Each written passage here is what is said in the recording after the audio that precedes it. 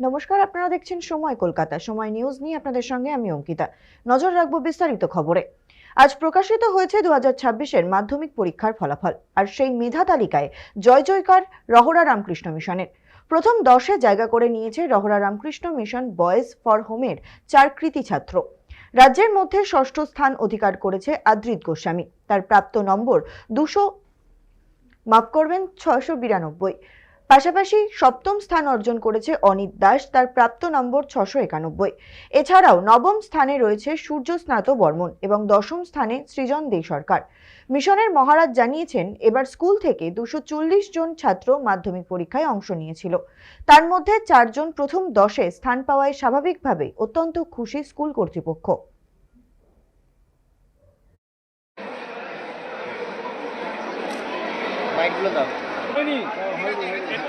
Goswami 692 state rank 6। কিরকম লাগছে? হ্যাঁ, খুব ভালো লাগছে।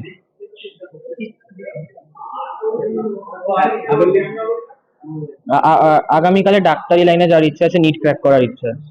এই যে সফলতা পেলে কারিগর দিয়ে বা কিভাবে করলেন কিছু বলো। আমার স্যারেরা, আমার স্কুল আর আমার বাবা মা অবশ্যই। কতক্ষণ পড়াশোনা করো? ফিক্সড আওয়ার্স ছিল না, টিউশন থাকতো, স্কুল থাকতো, তারপর একটুখানি নিজের রিক্রিয়েশনের জন্য ফোনে গেম খেলতাম। তারপরে মোটামুটি স্কুল ছুটি থাকলে দিনে 5.5-6 ঘন্টা, আর না থাকলে 3-3.5-4 ঘন্টা হয়ে যেত।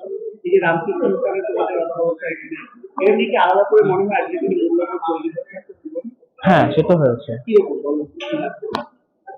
মানে হার্ড ওয়ার্ক করলে যে রেজাল্ট পাওয়া যাবে, এটা আমাদের মিশন শিখিয়েছে।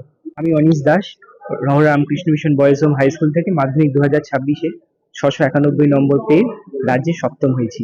নিঃসন্দেহে খুব ভালো লাগছে। মাধ্যমিক শিক্ষক মহাশয়রা বলতেন জীবনের প্রথম বড় প্রস্তুতিমূলক এবং প্রতিযোগিতামূলক পরীক্ষা। উচ্ছ্বসিত, উৎসাহিত, ভালো লাগছে। স্কুলের সম্মান, পরিবারের সম্মান, নিঃসন্দেহে খুব খুশি। তবে এই আনন্দ যেন আগামী দিনের পড়াশোনার ক্ষেত্রে কখনোই পরিপন্থী না হয়, তাই নিজেকে সংযত রাখারই চেষ্টা করছি। তবে খুব ভালো লাগছে। মোরাললেস পড়াশোনার যে একটা কোনো ফিক্সড বাউন্ডারি ছিল যে এতক্ষণ পড়তেই হবে, দিনে না হলে হবে না, এরকম নয়। তবে দিনে সারাক্ষণই পড়াশোনার মধ্যে এঙ্গেজ থাকতাম, যে এরকম না যে স্টাডি টেবিলের মধ্যেই টাইম স্পেন্ড করতে হবে। কখনো ব্যালকনিতে বা কখনো রাস্তায় হাঁটতে হাঁটতে নানা সময় জিনিস ভাবতে ভাবতে পড়াশোনা করা যায়। আমার তাই মনে হয়েছে যে স্টাডি টেবিলে আমি যতটা সময় দিচ্ছি, যে সেটাই যে পড়াশোনার সময়, সেরকম নয়। কখনো বা বিছানায় বসে বসে নানান ভাবে চুপচাপ একা একা থেকে পড়াশোনা নানা ভাবে করা যেতে পারে।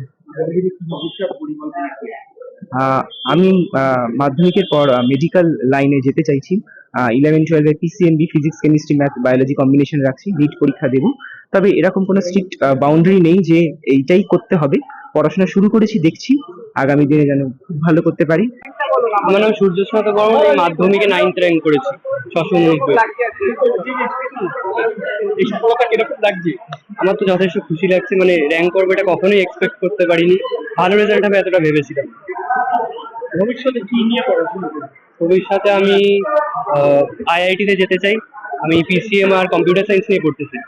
কতক্ষণ পড়াশোনা করতে? সেরকম কোনো বাধা ধরা আমার সময় নেই পড়ার। একটা বা দুটো টপিক রোজ শেষ করার চেষ্টা করতাম বই থেকে।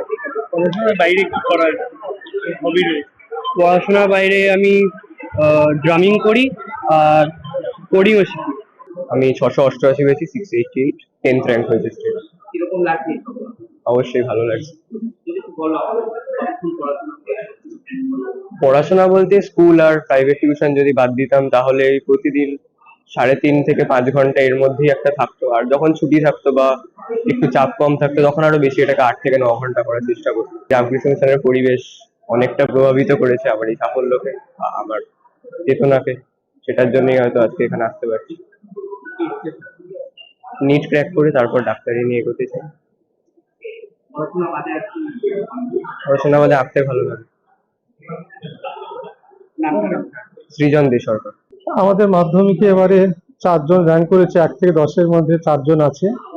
6th হয়েছে আদ্রিত গোস্বামী, 7th হয়েছে অনিশ দাস, 9th হয়েছে সূর্য স্নাত বর্মন, আর 10th হয়েছে সৃজন দে সরকার।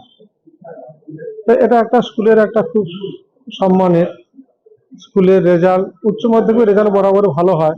মাধ্যমিকের রেজাল্ট কয়েক বছর এই রকম ভালো রেজাল্ট হচ্ছিল না, এবছর সেই ভালো রেজাল্ট হয়েছে। আমরা শিক্ষক মহল ভীষণ খুশি।